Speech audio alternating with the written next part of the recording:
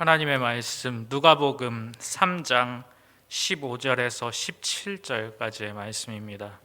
백성들이 바라고 기다림으로 모든 사람들이 요한을 혹 그리스도신가 심중에 생각하니 요한이 모든 사람에게 대답하여 이르되 나는 물로 너희에게 세례를 베풀거니와 나보다 능력이 많으신 이가 오시나니 나는 그의 신발끈을 풀기도 감당하지 못하겠노라. 그는 성령과 불로 너희에게 세례를 베푸실 것이요 손에 키를 들고 자기의 타작마당을 정하게 하사 알곡은 모아 곳간에 들이고 쭉정이는 꺼지지 않는 불에 태우시리라. 아멘. 담임 목사님께서 말씀 선포해 주시겠습니다. 기도하시겠습니다. 하나님 아버지 감사드립니다.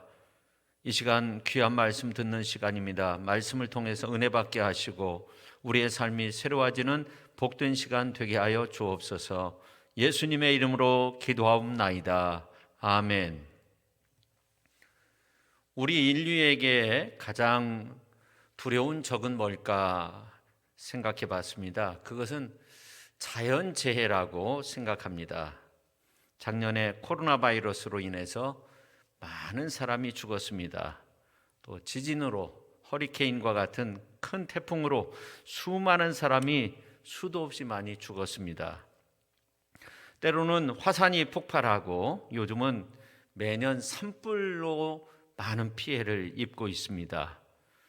우리나라도 건조한 때면 산불 피해가 항상 있죠. 전 세계적으로 산불로 수많은 사람들이 죽기도 하는데 재작년 같은 경우는 그 호주에서 산불이 나가지고 얼마나 큰 면적이 탔냐면 한반도 정도 되는 그러한 면적이 불에 탔다고 합니다. 그래서 캥거루, 코알라 같은 그러한 동물들이 약 5억 마리에서 6억 마리 정도가 죽었다고 합니다. 이러한 가운데 이제 산불을 끄기 위해서 인간이 할 수 있는 일은 아무것도 없었다고 합니다. 다만 하나님 앞에 기도할 뿐이었죠. 하나님께서 바람을 멈추시고 또 비를 내려주시도록 기도하는 수밖에 없었다고 합니다. 야고보 사도는 이런 말을 한 적이 있습니다. 엘리야는 우리와 성정이 같은 사람이지만 기도로 3년 6개월 동안 비가 내리지 않도록 하늘의 문을 닫았고 다시 기도하니 하늘이 비를 주고 땅이 열매를 맺었다고 그렇게 말씀하고 있습니다. 이제는 우리가 우리의 죄를 회개하고 자연을 파괴하는 것이 우리의 죄다 이러한 생각들을 가지고 더 이상 자연을 파괴하지 말고 엘리야처럼 기도하여서 하늘의 문을 열 수 있는 그러한 축복의 통로가 될 수 있는 복된 삶을 살아야 할 줄로 믿습니다. 요즘 인류가 가장 큰 관심을 두고 있는 것 중에 하나가 우주 개발입니다. 수조 원을 들여서 화성을 탐사하고 있습니다. 지금 과학자들은 화성의 어떤 그 모습을 실시간으로 볼 수 있고요. 또 화성에서 그 바람 소리를 이제 실제적으로 들을 수 있다고 합니다. 지금 과학자들이 앞으로 어떤 생각들을 가지고 있는지는 모르지만 이 지구촌의 마지막 날을 예측하고 그러면서 우주 개발에 힘쓰고 있는지도 모릅니다. 이러한 때 우리에게 필요한 것은 하나님의 자비 또 하나님의 은혜밖에 없습니다. 하나님께서 비를 주시도록 기도하는 수밖에 없습니다. 하나님이 은혜의 문을 열어주실 수 있도록 그렇게 하나님 앞에 간절히 기도해야 됩니다. 우리가 다 성정이 같은 사람들이지만 이 어려운 전국에 정말 하늘의 문을 열고 닫을 수 있는 그러한 은혜가 우리에게 필요한 줄로 믿습니다. 야고보서 5장 17절에서 18절에 보니까 엘리야는 우리와 성정이 같은 사람이로되 그가 비가 오지 않기를 간절히 기도한즉 3년 6개월 동안 땅에 비가 오지 아니하고 다시 기도하니 하늘이 비를 주고 땅이 열매를 맺었느니라 그렇게 말씀하고 있습니다. 저는 오늘 이제 본문 말씀에 나오는 이 세례 요한이 누구였을까 그렇게 생각해 보았습니다. 세례 요한은 활활 타오르는 불꽃과 같은 사람이라고 저는 그렇게 생각합니다. 오늘 이제 그 누가복음서 3장 1절 말씀을 보면 당시의 역사적 상황을 잘 알 수 있는 그러한 소중한 말씀이 나옵니다. 그래서 3장 1절에 보면 디베리오 황제가 나오는데 로마 제국의 두 번째 황제입니다. 아주 로마 제국을 창성케 한 그러한 사람이었죠. 본래 이름은 티베리우스 클라우디우스 케사르 아우구스투스, 굉장히 긴 이름을 가지고 있습니다. 근데 그가 로마 제국을 통치한 해는 주 14년부터 37년까지입니다. 그러니까 예수님이 청소년 시기 때부터 또 예수님이 십자가에 처형된 때와 그리고 사도들이 사도행전을 써내려가는 그때 디베리오 황제가 로마 제국을 통치했습니다. 그리고 1절 전반절에 나오는 15해라는 말은 의사 누가가 정확한 때를 설명하고 있는 겁니다. 바로 주후 29년을 말하는 겁니다. 그때 유다 나라를 통치하던 사람들이 1절 하반절에 여럿이 나오는데 우리가 잘 아는 본디오 빌라도가 오늘 이제 1절 말씀에 나오고, 그리고 헤롯대 왕 아들 4명이 분봉왕으로 이스라엘을 나누어서 통치하고 있을 때 세례 요한이 활동을 했다는 겁니다. 그러면 그 시대의 주인공은 누군가? 바로 세례 요한이죠. 국제적으로, 국내적으로 이스라엘은 불안한 정국이 계속될 수밖에 없었는데 오늘 1절에 나오는 여러 사람들은 어떻게 보면 세례 요한 앞서서 들러리에 불과한 것이었습니다. 왜 그러냐면 마태복음서에 보면 예루살렘과 온 유대와 요단강 사방에서 다 그에게 나와 죄를 자복하고 머리 숙여서 세례를 받았는데 그때 세례 요한은 그 많은 사람들을 향해서 독설을 퍼붓었어요. 이제 그런 내용들이 마태복음서 3장 5절에서 10절에 잘 나와 있는데 그중에 이제 7절에 있는 말씀을 보면 요한이 많은 바리새인과 사두개인들이 세례 베푸는 대로 오는 것을 보고 이르되 독사의 자식들아 누가 너희를 가르쳐 임박한 진노를 피하라 하더냐. 그러므로 회개에 합당한 열매를 맺고 속을 아브라함이 우리 조상이라고 생각하지 말라. 내가 너에게 이르노니 하나님의 능히 이 돌들로도 아브라함의 자손이 되게 하시리라. 이미 도끼가 나무 뿌리에 놓였으니 좋은 열매를 맺지 아니하는 나무마다 찍혀 불에 던져지리라. 그렇게 말씀하고 있어요. 그것뿐만이 아닙니다. 그때 수많은 백성들이 세례 요한에게 한 말이 나오는데 오늘 이제 그 누가복음서 3장 10절에 있는 말씀을 보면 무리가 물어 이르되 우리가 무엇을 하리이까. 그들은 회개하며 앞으로의 인생의 길에 대해서 세례 요한한테 물었습니다. 그뿐만이 아닙니다. 12절에 있는 말씀을 보면 그 당시에 매국노와 같았던 이제 세리들도 물었습니다. 선생이여, 우리는 무엇을 하리이까?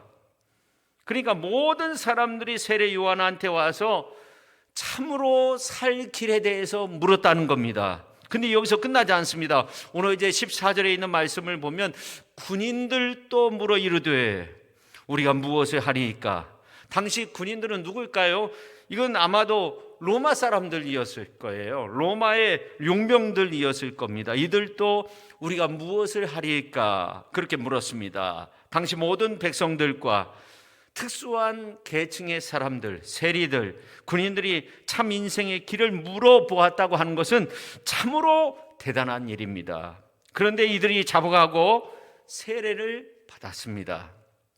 오늘 이제 15절에 보면 백성이 그리스도를 고대하고 있을 터에 모두들 마음속으로 요한에 대하여 생각하기를 그가 그리스도가 아닐까 하였다. 세번역 성경으로 그렇게 말씀하고 있어요. 세례를 받으면서 그들은 생각했어요. 이분이 그리스도가 아닐까 그렇게 생각을 했습니다. 그런데 그런 수많은 사람들이 세례받고 요한에게 나왔던 장소가 예루살렘에 있는 성전이 아니었다는 것이 중요합니다.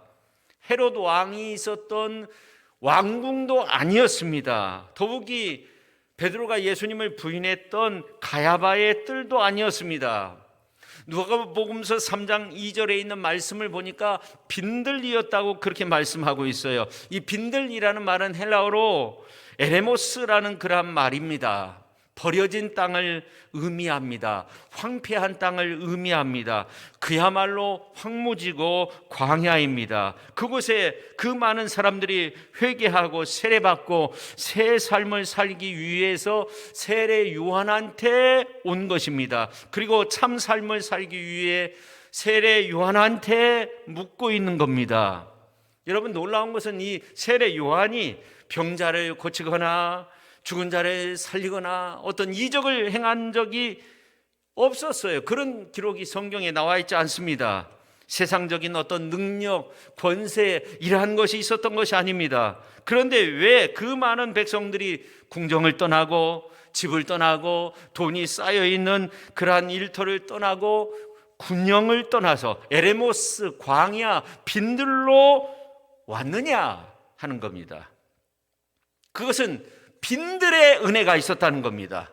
세상 그 어떤 곳에, 그 당시에 그 어떤 집단, 장소, 어떤 일터에서도 줄 수 없는 은혜가 빈들에 있었다는 겁니다. 한마디로 말하면 모든 백성들, 즉 당시 종교 지도자들과 세리들, 로마의 군인들까지도 세례 요한을 통해서 은혜를 받았다는 겁니다. 그래서 무궁한 은혜를 받으면서 이웃 동성으로 What shall I do?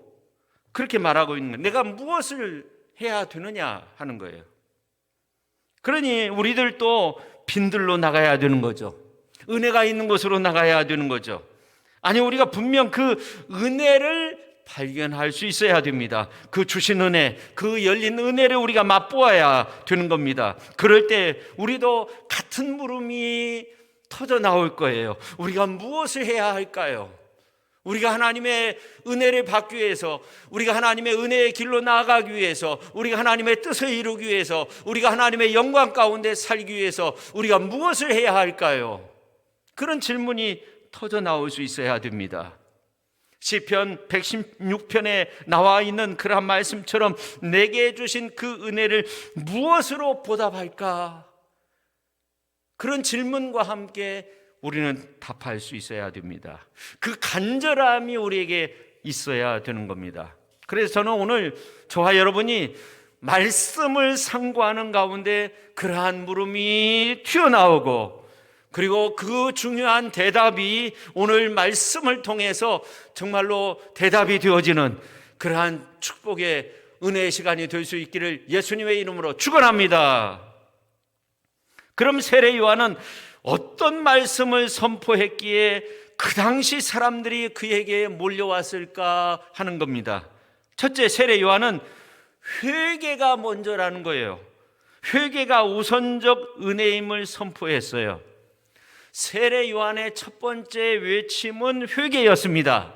오늘 이제 본문 말씀을 보면 구약 말라기 이후에 수백 년간 세례 요한이 하나님의 말씀을 선포하기 전에 아무런 하나님의 어떤 임재하심이 없었어요. 그러다가 이제 400년 만에 이제 세례 요한이 하나님의 말씀을 전하게 되는 거죠.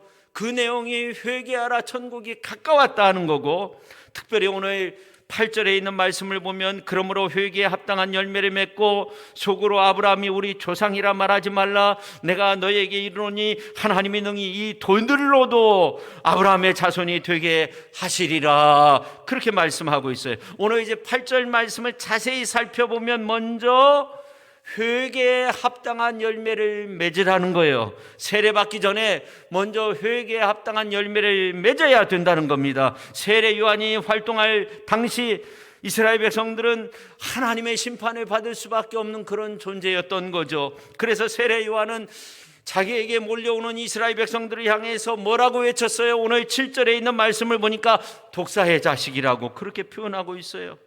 이 말은 인간이 진노밖에 남지 않은 그러한 존재가 되었다 하는 겁니다.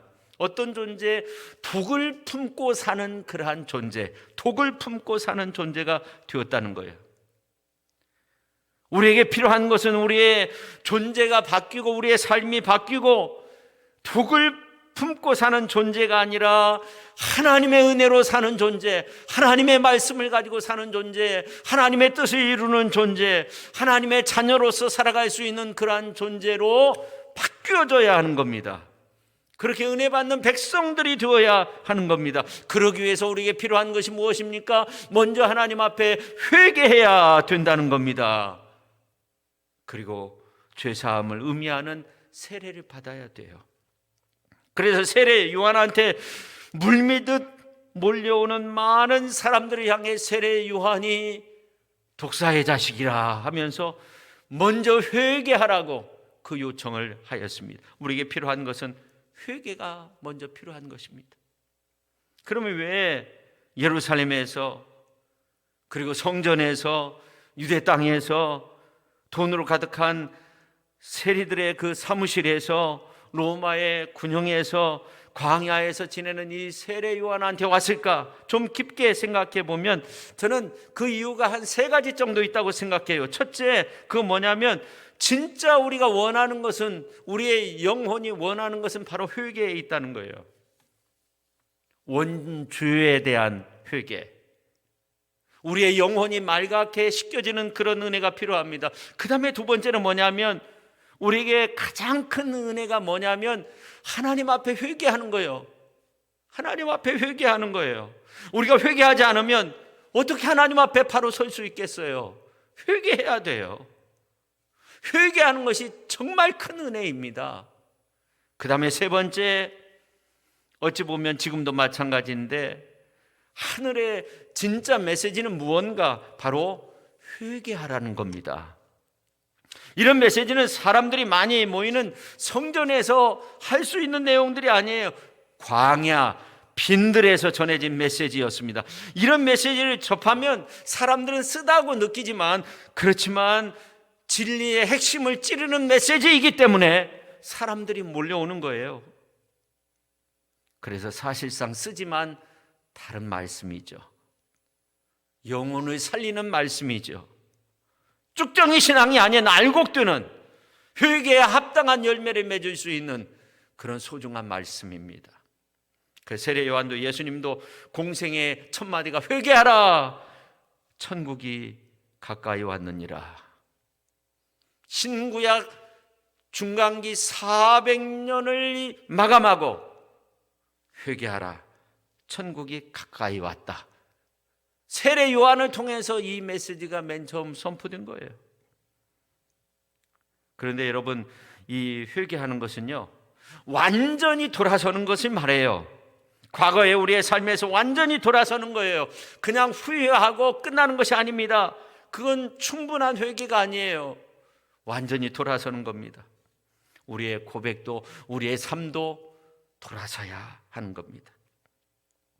사도행전에 보면 마술을 행하던 시몬이라는 사람이 있었는데, 이 빌립이 은혜 받고 성령 충만하여서 어떻게 하냐면 이 사마리아에 가서 하나님의 복음을 전하게 돼요. 사마리아에 가서 하나님의 복음을 전하니까 수많은 사람들이 예수님을 믿고 구원받게 돼서 이 사마리아 성에 큰 기쁨이 있게 됐어요. 이러한 가운데 마술사 이 시몬도 예수님을 믿게 됐어요. 빌립을 따라다니면서 빌립이 행하는 기적, 이적 이러한 것들을 보면서 너무나 부러운 마음이 있었어요. 이러한 가운데 예루살렘 교회가 베드로와 요한을 사마리아에 파송하게 돼요. 그래서 이제 베드로와 요한이 사마리아에 가서 예수님을 믿는 사람들을 모여놓고 안수하면서 성령 받기를 위해서 기도할 때 모든 사람들이 성령 세례를 받게 돼요. 그래서 사도행전 8장 17절에 보면 이에 두 사도가 그들에게 안수하며 성령을 받는지라 그렇게 말씀하고 있어요. 이것을 가까이서 지켜보던 시몬이 은을 주고 돈을 주고 그 능력을 살려고 해요. 나에게도 그 능력을 달라는 거예요. 누구든지 안수하면 성령 받게 하는 그 능력을 달라고 하니까 베드로가 하는 말이 뭐냐면 너는 마음이 바르지 못하다. 내가 하는 일에 관계도 없고 분기도 없고 너는 악독이 가득하다 하면서 22절에 보면 그러므로 너의 이 악함을 회개하고 주께 기도하라. 혹 마음에 품은 것을 사하여 주시리라. 그러니까 이 시몬이 나를 위해서 기도해 달라고, 당신이 말한 그 심판의 말씀이 나에게 임하지 않게 해달라고 그렇게 요청을 해요. 그래서 결국 죄사함을 받았는지 어떻게 됐는지는 알 수 없지만 8장 22절 사도행전에 보니까 이 베드로가 그러므로 너의 이 악함을 회개하고 주께 기도하라. 혹 마음에 품은 것을 사하여 주시리라. 이 말씀 얼마나 중요한 말씀이에요. 이 악함을 회개하라. 그러면 너희 마음에 품은 이 악한 마음을 주께서 회개해 주신다는 거예요. 일본의 신학자 우찌무라 깐쪼가 모태신앙인 꾸준히 교회에 다녔던 자기의 딸 미요코라는 딸이 있었는데 대화를 하는데 이 미요코라는 딸이 아빠와 1시간 동안 계속적으로 대화를 하는데 다른 사람을 비방하는 말만 하는 거예요. 그래서 이 미요코한테 하는 말이 뭐냐면 나에게는 좋은 점이 하나도 없고 오로지 은혜로 살아간다는 이러한 생각이 들어야만 겸손한 마음이 생기고 다른 사람의 죄를 비판하지 않고 진정한 의미의 용서를 할 수 있단다. 얘야, 내가 이렇게 말해도 너는 듣기만 할 뿐 이 사실을 체험할 수 없으니 제발 예수님을 체험함으로 너가 회개하고 변화의 삶을 살았으면 좋겠다. 그러니까 이 진정한 회개라고 하는 것은 우리가 예수님을 인격적으로 체험할 수 있어야 돼요. 나의 모든 것을 드러내는 그러한 고백, 그러한 눈물이 우리에게 필요한 것이에요. 간절히 기도함으로 나의 죄를 고백하고 그럼으로써 내가 죄인인데 하나님의 은혜로 구원받은 백성이 되었다는 그 은혜 속에서 겸손하게 살아갈 수 있어야 돼요. 그것이 우리에게 필요한 삶의 모습이에요. 다윗이 참 위대한 것은 이 나단 선지자가 이제 와서 다윗에게 하는 말이 밧세바와 통관한 일에 대해서 지적하면서 당신이 죄를 범했다고 그렇게 말했을 때 다윗은 그 당시에 전직 왕이 아니었어요. 현직이었어요. 그런데 다윗이 바로 대답해요. 내가 여호와께 범죄했다고, 큰 죄를 지었다고. 그 후에 이 다윗이 왕이 금식하면서 눈물로 회개해요. 침상을 띄우며 참회하며 기도합니다. 왕인데도 그 자리에서 내가 하나님께 범죄했다고 참된 회개를 하는 거예요. 진짜 회개의 모습을 지녔어요. 금식하면서 회개했어요. 성도 여러분, 회개는 그냥 뉘우치는 것으로 끝나는 것이 아니에요. 자복하는 것도 그냥 회개가 아니에요. 내가 이러한 죄를 지었습니다. 자복했어요. 근데 돌아서지 않으면 이건 구범죄가 되는 거예요. 알면서 또 죄를 지으면 더 큰 죄가 되는 거 아닙니까? 둘째, 세례 요한은요, 예비함이 최고의 은혜임을 선포했어요. 세례 요한은 물 세례를 베풀면서 오늘 이제 4절에 보면 너희는 주의 길을 준비하라, 어떤 그런 일들을 감당했어요. 여러분, 준비된 자와 준비되지 않는 자는 엄청난 차이가 있어요. 여러분, 우리가 산다는 거, 이 인생이 뭐예요? 우리의 끝을 준비하는 거예요. 우리가 인생 사는 것은 우리의 끝을 준비하는 거예요. 그 기회가 우리에게 주어진 거예요. 그래서 우리가 사는 거예요. 성경 66권 끝에 보면 이런 고백이 있어요. 이것들을 증언하신 이가 이르시되 내가 진실로 속히 오리라 하시거늘 아멘 주 예수여 오시옵소서. 그렇게 말씀하고 있어요. 아멘 주 예수여 오시옵소서. 주님이 그냥 알아서 오십시오, 우리에게 오십시오 이런 말이 아니에요. 오실 주님을 맞이할 준비가 되었기 때문에 아멘 주 예수여 오시옵소서 그렇게 고백할 수 있는 거예요. 세례요한 이와 같은 맥락에서 우리가 어떻게 준비해야 될지를 자세히 기록하고 있는 겁니다. 그래서 오늘 5절 말씀을 보면 모든 골짜기가 메워지고 모든 산과 작은 산이 낮아지고 굽은 것이 곧아지고 험한 길이 평탄하여질 것이요 그렇게 말씀하고 있어요. 첫째, 골짜기가 메꿔진다는 거예요. 메워진다는 거예요. 미움의 골짜기, 상처, 분노의 골짜기가 우리에게 있는데 그것이 메꿔진다는 거예요. 부부간에도 부자간에도 모자간에도 부모와 자식간에도 이런 것들이 있을 수 있어요. 성도간에도 이러한 것들이 있을 수 있어요. 그 골짜기가 메워져야 되는 거예요. 그 다음에 산을 낮추라. 교만의 산을, 불순종의 산을 깎아서 낮춰야 되는 거예요. 그 다음에 곧게 하라. 굽은 것이 곧아지고 오늘 5절에 보면 그렇게 말씀하고 있어요.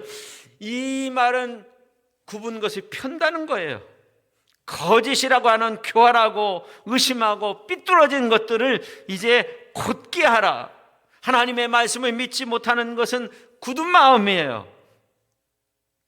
내가 좋아하는 말씀만 받아들이는 것도 역시 굽은 신앙이 될 수 있어요. 곧게 해야 돼요. 펴야 돼요. 펴야 돼요. 그 다음에 험한 길을 평탄하게 하라는 거예요. 거친 사람은 험한 말을 퍼부어요. 아내가 남편에게 막 퍼부어요. 남편이 아내에게 막 퍼부어요. 자식에게 막 퍼부어요. 그러나 이러한 것들을 평탄하게 해야 돼요.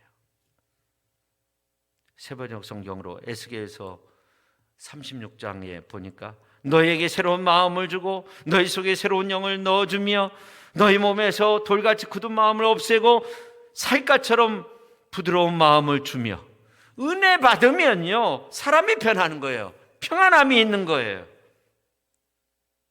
평탄함이 그 속에 있는 거예요. 그래서 주님은 우리에게 물로 세례를 베푸는 것이 아니라 예수님은 불과 성령으로 우리에게 세례를 베푸신다고 세례 요한은 그렇게 말씀하고 있어요. 오늘 16절에 있는 말씀을 보면 그렇게 말씀하고 있어요. 물 같은 것 가지고는 다 이룰 수가 없는 거예요.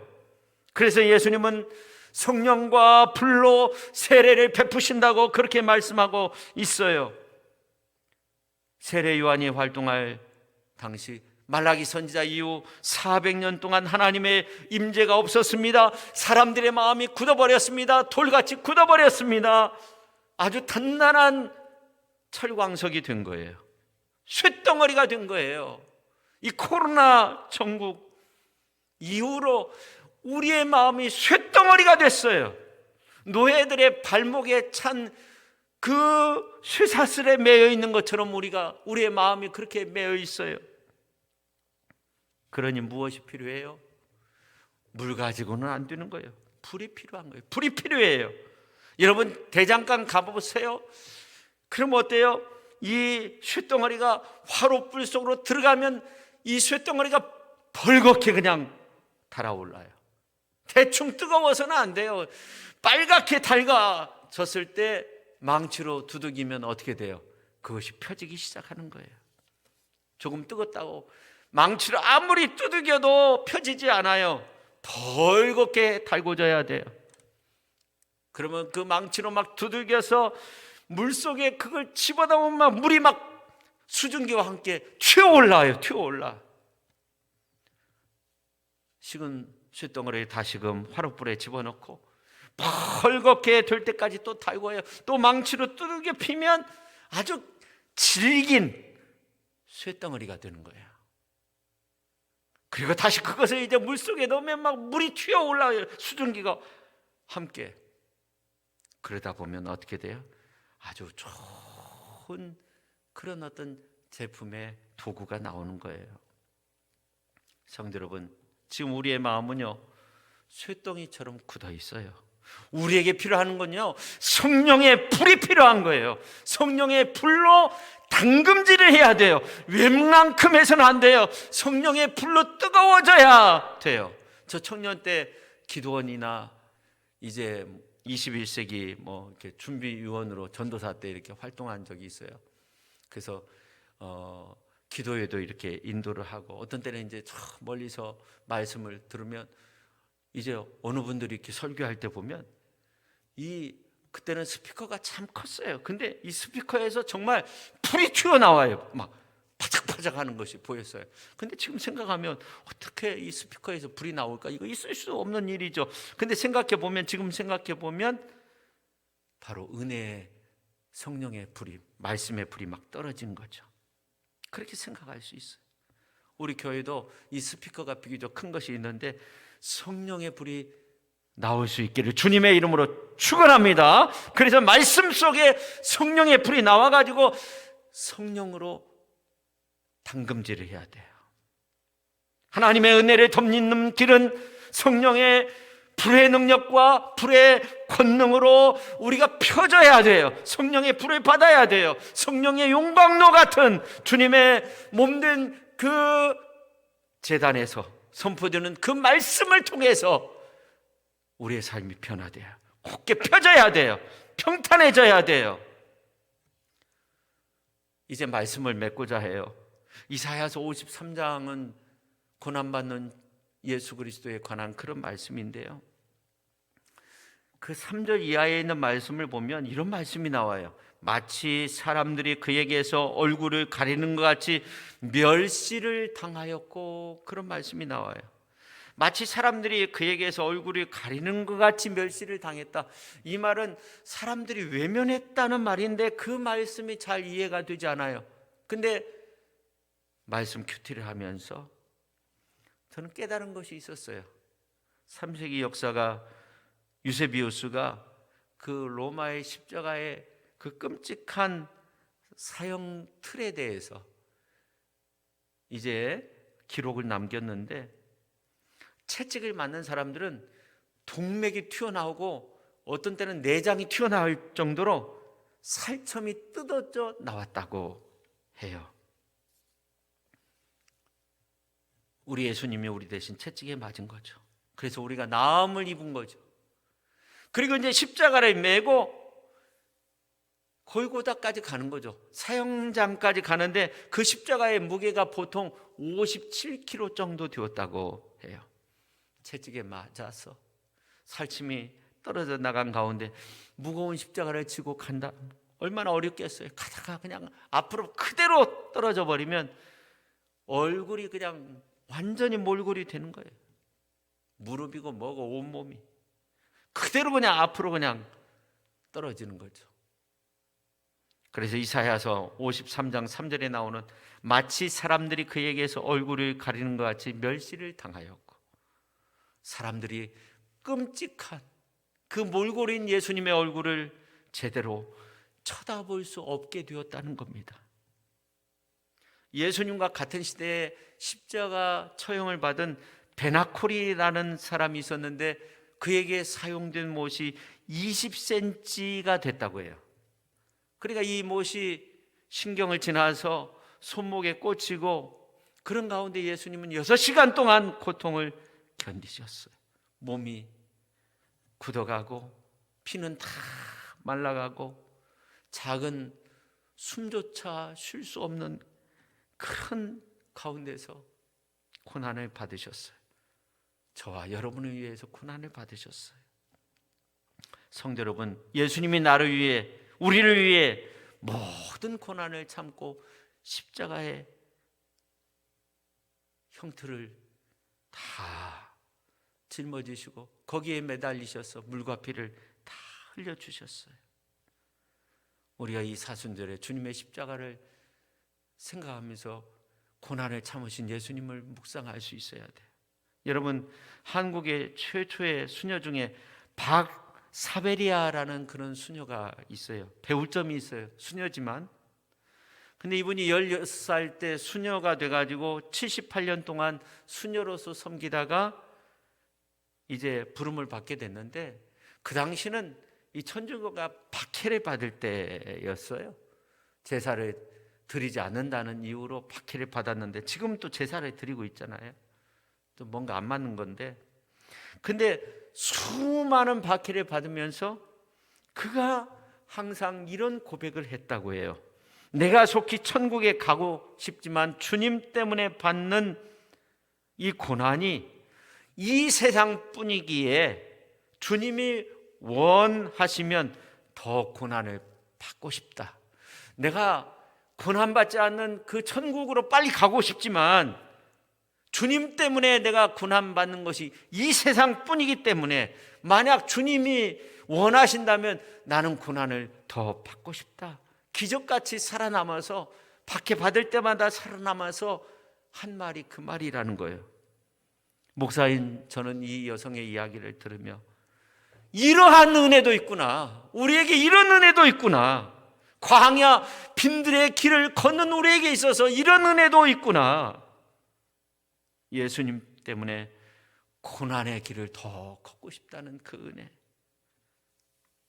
오늘 우리가 많은 일들을 겪으면서 광야 빈들에 서 있는 그런 느낌을 받을 때가 얼마나 많이 있습니까?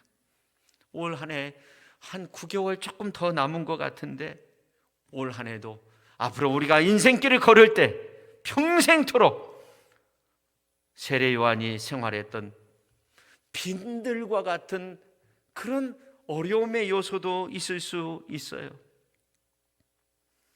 광야 빈들이 우리 앞에 놓여져 있을 수 있어요. 그렇지만 우리는 그 길을 가는 거예요. 빈들에서도 주의 길을 예비하는 거예요. 인내로 참고, 믿음으로 참고, 기도로 참고, 주님을 사랑함으로 참고, 주님을 찬양하면서 참고 그렇게 사는 거예요. 그런 사람들에게 주님은 불과 성령으로 충만케 내려주실 거예요. 산과 언덕을 낮추어 골짜기가 메꾸어지게 할 것입니다. 높음을 낮추고 굽은 것을 곧게 펴게 만드실 거예요. 그래서 주님 오실 길을 평탄케 하는 성도의 길을 우리가 걸어야 되는 건데, 주의 길을 평탄케 해서 주의 첩경을 평탄케 하여서 주님의 향기를 세상에 전할 수 있는 그런 훌륭한 믿음의 성도님들이 다 되실 수 있기를 주님의 이름으로 축원합니다. 기도하겠습니다. 하나님 아버지, 빈들에서 광야에서 세례 요한은 그렇게 보내면서 주의 길을 예비하는 자로서 살았습니다. 나는 물로 세례를 베풀지만 내 뒤에 오시는 분은 메시아 예수 그리스도는 불과 성령으로 세례를 주실 것이라는, 그러면서 참 놀라운 일들을 잘 감당했습니다. 아주 첩경, 메시아의 첩경을 평탄케 하는 그러한 은혜를 누렸습니다. 오늘 우리의 삶 속에서도 그런 은혜 속에서 주의 향기를 드러내며 살아가기에 부족함이 없는 그런 위대한 믿음의 사람들이 다 되게 하여 주옵소서. 우리에게 사방의 평안함을 주시고 이 어려운 때 그래도 빈들과 같은 그러한 어떤 인생의 길을 걸을지라도 인내함으로, 기도함으로, 십자가를 짐으로 주의 영광을 위해서 그렇게 살아가는 저희들 모두가 되게 하여 주옵소서. 예수님의 이름으로 기도 올리옵나이다. 아멘.